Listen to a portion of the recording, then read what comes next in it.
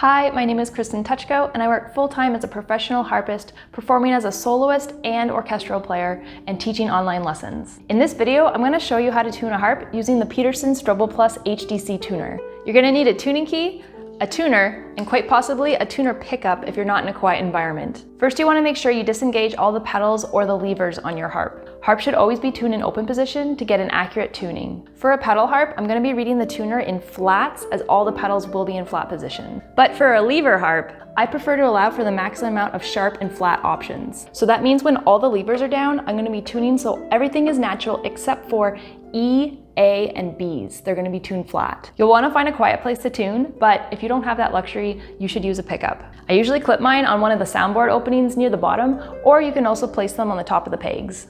Next, let's talk about tuning frequency. 440 Hz is the standard across many orchestras and is the most standard tuning in modern music. But it does depend who you're playing with and what your harp is regulated to. I personally prefer to tune my harp to 441 just because a slightly sharp harp is less noticeable than a slightly flat harp. Unlike other tuners, Peterson tuners offer sweetener presets for each instrument as an alternative to equal temperament. Sweeteners are designed to provide a tempered tuning with slight deviations from equal temperament, which allows the instrument's natural overtones to blend more favorably.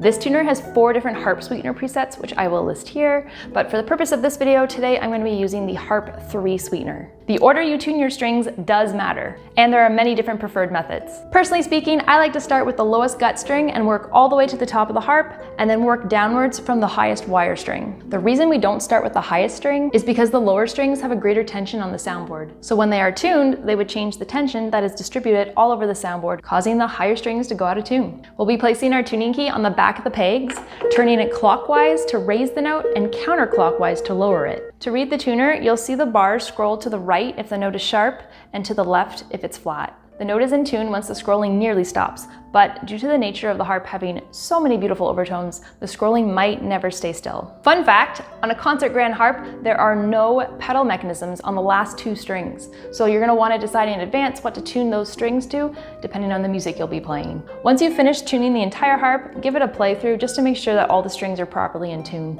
If I'm performing a certain piece, I like to check spots where tuning is more exposed, like high and low octaves or certain intervals. I recommend tuning your harp at least once a week. Tuning should also happen if there's any weather or temperature changes, if you moved your harp outside, and before any concerts, rehearsals, recordings, and lessons. And that wraps it up. Happy tuning!